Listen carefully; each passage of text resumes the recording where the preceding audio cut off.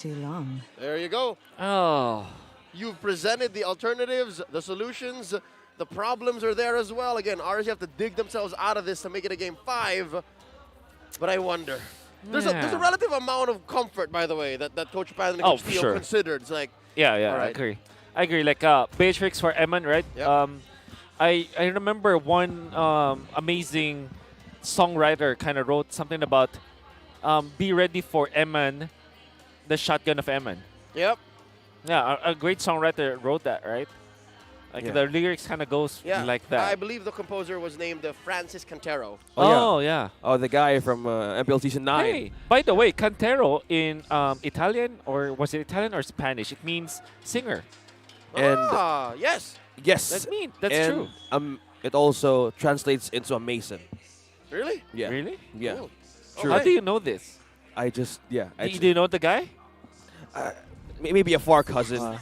Real quick before we load into the game, the contrast of blue is orange from the color wheel. Thanks, Shawnee. Going into game number 4 here. Again, the Orcas are threatening elimination. The Orcas are threatening the series win against RSG. Yeah.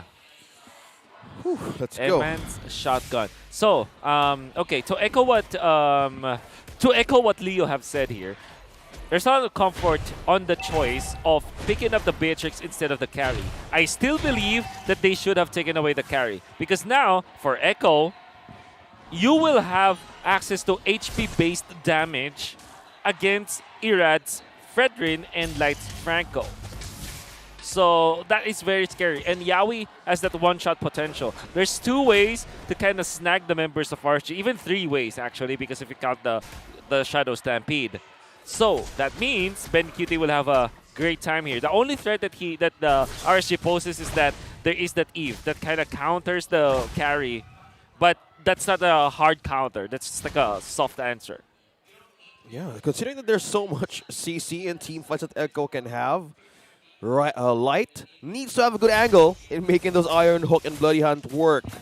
Most of the time, because there's 2 could catch him, even 3, from the Ashura out of Carl Teasy. Yeah. Here's a relatively mum first couple of minutes. No real skirmishes, no engagement so far. Both teams understand the gravity of the situation. A great move from Light, by the way, a mini move that he did. Typically, as the jungler, you would want to get the opposing jungler's Lizard, which in this case is Carl TZ wanted to take the blue side Lizard on the left side of the map. But Light denied that with a hook. It looks like Vision now is on RSG. Meanwhile, Nats trying to overload and poke some resources out of Egg on the other side. And that is a reset for the Turtle. Now, okay, Nats is going to be trapped. Carl Teasy gets the first blood. Now Irad being pulled back in into 4. Carl Teasy on a double kill. 2K for the big K, going straight for the Turtle. The big K? Okay, I'd take that.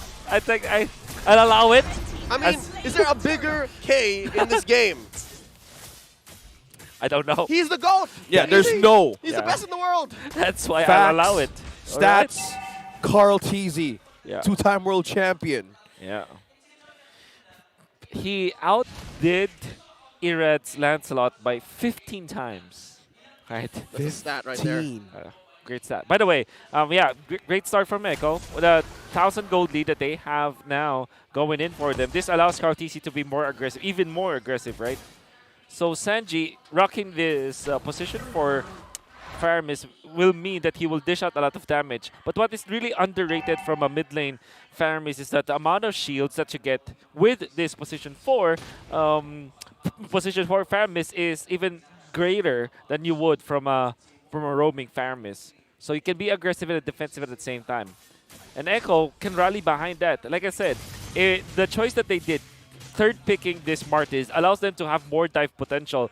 Someone to go with the Kaja and the glue. Ooh. So you have to be really careful for RSG. Oh, Mortal Coil has been connected. Forced out a flicker. That's the bite. Carl Teasy falling down, making 3 kills onto the GOAT. That's a lot of stops that RSG needs to make now. 2.3k. And the fact that Eman is taken out, oh man, really, the decision from RSG, the first 3 picks that they did was great, right? The draft that they are doing. It's just that in the last 2 picks, they decided to go for an Arlet instead of something like a Lapu-Lapu so that they can man fight in the early stages. And then they also opted to go for the Beatrix instead of the carry. You can argue that the Beatrix in the early stages is a much more farm dependent compared to a carry. Yeah, and now this opens up good news, bad news, right? You already laid out the bad news. There's a lot of it. Overweight. Okay, Yawi has been trapped. Iron Hook plus Railroad Manipulation.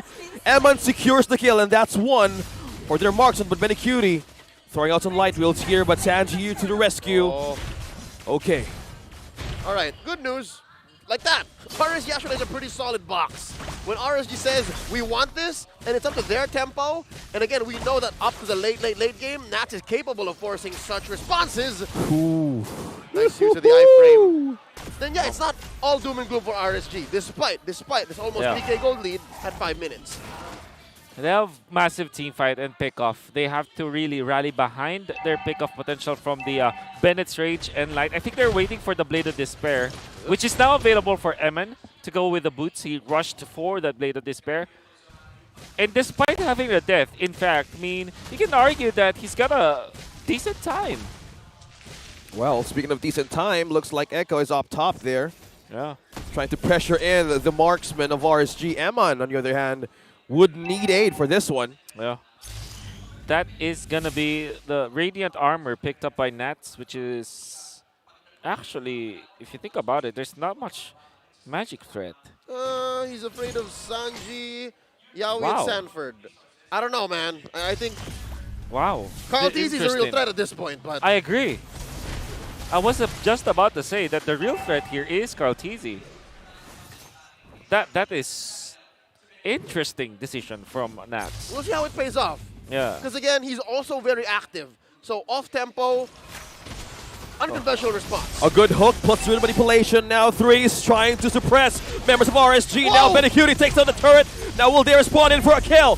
Exor takes down Sanford. Now the members of Echo are now turning back. And Eman has slain down Yawi. Now that's a back away and retreat for Echo. Will they have a safe passage back to base? And mid lane will be the answer for their retreat. But Light and Irad still on pursuit. Will they still push it? No, they won't. So there you go. That's why. Yeah. They were going to be aggressive still. Yeah, massive pick-off decision and punish from RSG. Now they will take a turret up top, so they will even cut out the deficit. The fact that they are able to last through that just because of their good team playing and great landing of spells that allows them to have more impact in this mid-game. But Echo, right at the get-go, will take out the turtle. Well, speaking of going with the go, Carl Teezy secures the last turtle of the game. Echo on the lead, 2.8K. Here's what's scary. Irad, he himself knows how scary a Martis is that's on fire. Yeah. And that's what Carl Teezy is right now. He's sitting at 3-0-0. And he's building up very well. Yeah. He's going to be going for the casual items, right? Casual leg blades, casual multi-essence, brute force breastplate. We know that the Martis spams a lot of skills. That means that you're more incentivized to have more impact. Now, this is an impactful Radiant Armor. Yeah, we picking it up means that he can last through Exhort's initiations, right? Because that's the only threat now. And it allows them to kind of, for lack of a better term, like neuter the damage output of Exhort. Oh, that's the Mortal Coil. Will it still connect? Yawi, that's the Ring of Order. Now, will they get a catch? No, they're just poking them out, forcing them back on their turret's defense. Yep. Forcing a flicker out of light. So Echo knows that for the next, minute and a half, they can't be engaged on. That's the flicker plus the Ring of Order, then make it on a Divine Judgment onto Nats. Oh. Falling down, but now that's the Iron Hook and Bloody Out combo. Carl Teezy being saved by the ultimate of Sanji. Now they're going back to base. Sanford, the Jelly Man, is trying to catch out one. Light dropping in low, but Carl Teezy, will he secure the kill? But Sanford takes that one down. But Echo will now fall back. Void Crystal gonna hurt and gonna peel something out. Sanji forcing them back to base. RSG on a retreat back. The Jelly Man cutting the line straight through RSG. If he wasn't there, if 40 couldn't do what exactly he was doing, then that could have been a deja vu moment from top lane. And what did we say? The real threat is Carl Teezy. 3-0-1. The damage output is there. No armor from the entirety of RSG. No Versus pants. just the items. Dominance eyes surely on Franco, but there's really not much when it comes to frontlining against the damage output of Echo. So an interesting decision from RSG. By the way, big props to Sanji, not even having to commit his flicker to save his mate after getting pulled back by the hook. That is how good his positioning is.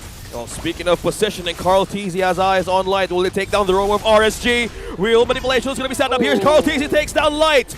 There's no Iron Hook combo set up for RSG. Echo has a clear eyes on this Lord. They're at a 4 man members. advantage. Oh my. Can they force it? No, how can who force it? I think it's just Echo just gonna be taking this for themselves. Look at Benny. Benny, nobody spots in the storm. Where's the storm coming from? Emin is on the killing spree. Sanji's down. Benny Cutie still waiting for the right timing now. Lord is on dropping down health. Echo remains on 3, but here comes Benny Cutie on the spinning line. Will he make it? Will he make it to the drafts as Era taking down the buff? No, Yaoi trying to hold on and defend Benny Cutie, but that's Emin shutting down Carl Teasy, making it 3. Bodies dropping down Echo, and that's taking down the storm as well. Benny Cutie's down, and RSG's just drawing a clap back from that objective. The Raiders are alive, and they are here. Wolf, Echo may have taken a little too much time. Definitely, really too much time that they were staying outside of the range of RSG, and now Eman is threatening. Does have the sniper, isn't showing his shotgun just yet, as the great Francis Contero would have written that script. Maybe this Not time yet. he is gonna be relying on the Bennett. What is Bennett? It's a grenade launcher, right?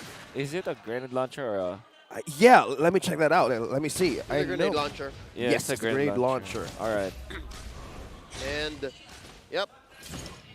Everybody who's using Beatrix properly now has learned to use this gun to its strengths. Yeah, for and sure. They're threatening a penetration up top.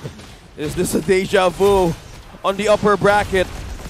Are they forcing a game number 4? The Raiders' final slash has caught 1. Sanford dropping his HP low. He still survives. Jellyman bouncing onto base. They will melt this Lord, but they traded out for a turret up top. Now, the fact that they got a turret after the first Lord, and now they're leading by 2,000 gold, that is massive for RSG, who was trailing 3,000 gold behind. And all it took was one team fight where Echo really made the un-Echo kind of strategy, wherein Benny Cutie just waited for so much time. Yeah, what was it, a minute? It was probably a minute. A Lord dance, and then he Exactly. was waiting, and then RSG said, you know what, let's just pull the trigger. And Yeah. that's what caused us to be here now, about, what, 3 or 4 minutes later. Exactly. Ooh. Conceal play could be potential. Ooh. It's not going to be the case. Spot it. Spot it. Like, spot it. Now this is Oh, different conceal play. tricky situation. Yeah, no, Echo is unaware of this massive rotation that RSG is doing. And Echo, being unaware, just want to group themselves up. Want to make sure that Sanji's in the vicinity. Make sure that they get the buffs. Now they're trailing behind. I still think that Echo can have a teamfight damage Uh-oh. for this one. They're now on look the at opposing that! side. That's the initiation coming in from Nats. Final slash. Now Benny Cutie's being saved, but Ultimate Sanji will the cold altar be the answer here. Benny Cutie taking down Nats. Now the manipulation will be sticking now for the solution of Echo. What is B? What is the target here? It's Era trying to get front line of Pracer's Rat. Still sustained by Sanford. Now Sanji on the hook. Taken by X-Sword. Bust the hook. Now they're on a roll. Sanford is now backing down. Run 40! And RSG is on a mission to force another game, and Echo forced back to base to clear the minions. That's more than worth it, man. Nats for Benny Cutie at this point, plus a free Luminous Lord. Man, RSG on a tear. Great decision making and great usage of their mechanics. You can see Light connecting on that hook, getting an extra kill from for RSG. And most importantly, Nats is opening. You see, the way that he utilized the stun, which is super duper weird, but if you think about it, fundamentally speaking, he wasn't eyeing for a stun or a vengeance. He's eyeing for the final slash, and his angle allowed them to clear out that entirety of the right bush in the middle. The RBM. That's right. That's what they call it in scrims. Yeah, exactly. But here's the thing, right? It is. We were just waiting for RSG to hit critical mass, Yeah. and Echo have let go of a massive lead. Yep. Where's the clap back for Echo? How do they do this? This lineup that they have, it's not so good when you're trapped inside your base. Exactly. They need to go pickoffs now. Yawi has been acting as if he was like something like a Kufra or a Grok with AoE damage, with AoE stun, the way that he flickers in. Surely he has immortality in that previous engagement. But I think that for Echo, they have to understand now they have to play to their strengths. Pickoffs. That is what they can bring to the table. Single target damage. But a pick-off inside their base isn't as easy to find. It isn't. And here, he goes Conceal! And there goes the Conceal it through looking for it on the pull, but the exchange of the Iron Hook and the Bloody Hunt. That goes Yawi's life to go down, but now Sanford, Sanji, and 3 members of Echo trying to hold in, trying to catch Amanda Bacon in a double. Now Echo's body's dropping down low. Echo is on the state. And RSG is forcing another game! And Nat stayed alive after getting hooked. That's right! And another hook! And it's not stopping. An Iron Hook 1 and 2, and that's the catch. Carl Teasy, will he still make it for the defense though? No, he won't. Exort secures the damage, secures the kill. Now the base is open for RSG to take. They're clearing the minions though! Can they hold it? Oh, now there goes down. There's a minion. Yawi falls. There's 1 minion! There's 2 members still. He left to defend. They're still making it through. The waves are here! That's it. Sanford, the only one left at the base. RSG's forcing a game number 5. Would you not have expected any less from the Kings of Sea? Light hooks of a lifetime, making them survive elimination once again and force a game 5.